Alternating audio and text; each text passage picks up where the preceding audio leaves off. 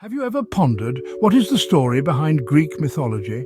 It all started with chaos and confusion around the world. The story starts with Gaia and her kin embarking on a quest to impose structure upon the formless void. Let's learn together about this fascinating ancient story.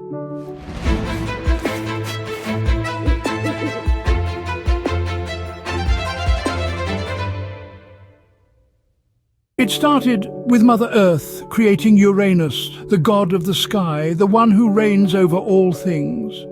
Uranus and Gaia became a couple and they had many children. Among them are the Titans, the Cyclopes and the Hecatompilos. They were very powerful children, so the god of heaven feared being dethroned by them, which is why, as soon as they were born, Uranus imprisoned them in the womb of Mother Earth. This place became known as Tartarus.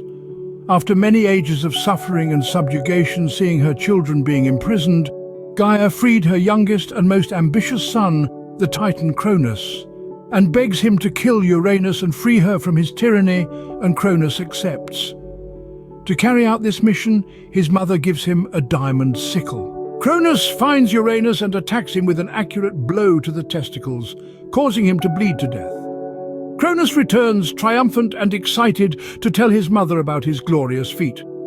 And this is how Cronus becomes lord of the entire universe. His first act is to guarantee the freedom of his siblings, the Titans. One night, Cronus is visited by the ghost of his father, who accuses him of being a notorious son, guilty of the patricide that stained his hands. The ghost ominously warns Cronus that just as he seized supreme power, he will one day face its loss.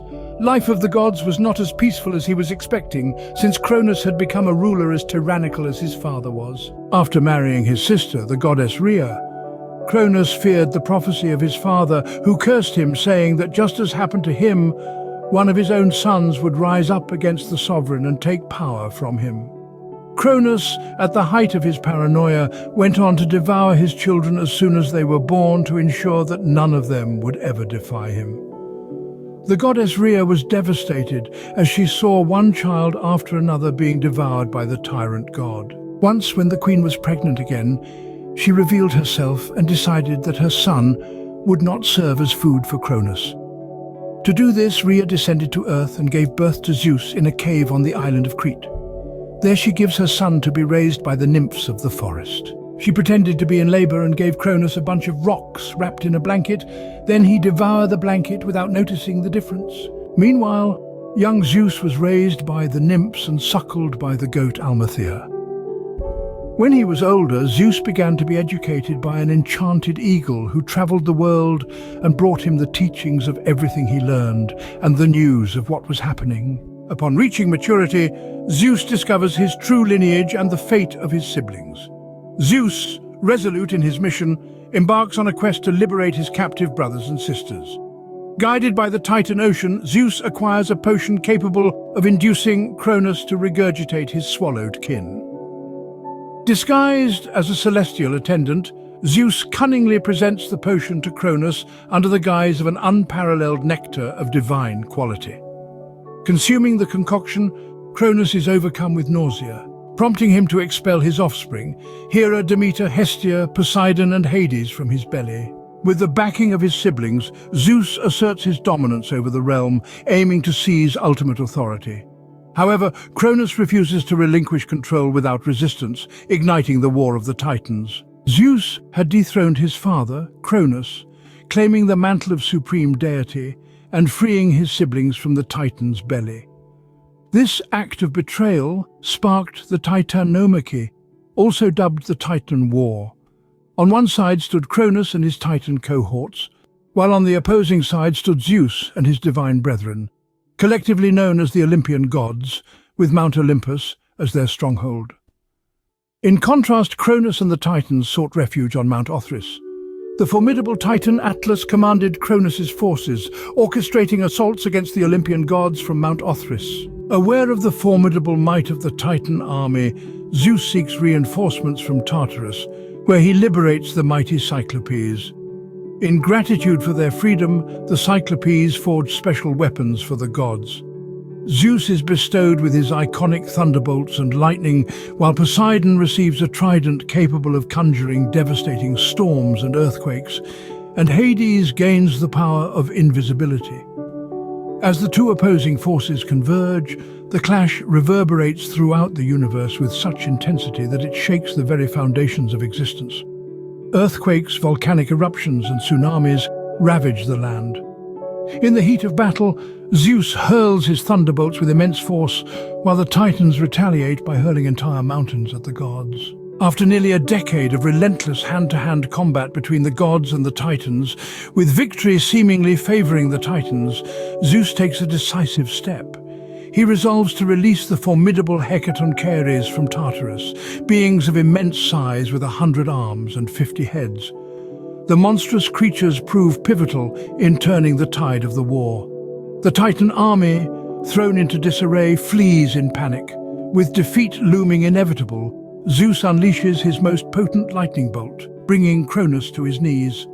The god condemns Cronus and his Titan allies to eternal imprisonment in Tartarus, appointing the Hecatoncheires as guardians of the gates, constructed by Poseidon to confine the Titans. Yet Zeus reserves a special punishment for the treacherous Titan, Atlas, who had aided in the Titan's release. Atlas is sentenced to bear the weight of the world upon his shoulders for all eternity. Thus, Zeus asserts his supremacy as the ruler of the gods. However, Gaia, the mother of the Titans, seethes with fury over the imprisonment of her offspring, vowing vengeance against Zeus. After the victory of the gods of Olympus over the feared Titans, it is time to divide the war spies. Zeus was determined to end the reign of the tyrant gods over the universe and decided to share part of their power. Zeus, as supreme god, came to reign over the sky.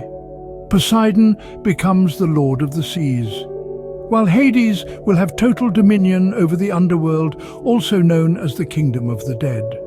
All those who fought at his side received appropriate honors, and from this moment on, the government of the gods of Olympus over the world and men began. But before consolidating this power, the gods would still have to face one last and dangerous challenge: the goddess Gaia, mother of the Titans. Enraged by the gods' imprisonment of her children in Tartarus, Gaia begins plotting revenge against Zeus. Summoning her fury, she gives birth to the darkest of creatures, the monstrous Typhon.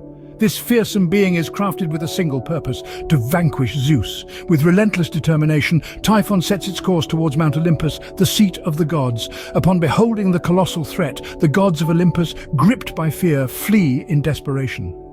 Disguising themselves as animals, they seek sanctuary in Egypt, where they are embraced as divine beings, worshipped and revered by mortals. Left to confront Typhon alone, Zeus stands as the last bastion against the onslaught of the monstrous beast. In the ferocious battle, Zeus wields his thunderbolts and the sickle of Cronus as his weapons. However, in the midst of their conflict, Typhon seizes the opportunity to disarm Zeus, using the sickle to ruthlessly tear out Zeus's tendons. Overpowered and incapacitated, the formidable god finds himself ensnared, his tendons guarded by Echidna, the serpent-like creature. With ingenuity and resourcefulness, the god Hermes devises a plan to retrieve Zeus's tendons. Using a simple loaf of bread as a clever distraction, Hermes successfully recovers the tendons and restores them to Zeus. Reinvigorated, Zeus sets forth on a quest for retribution against Typhon.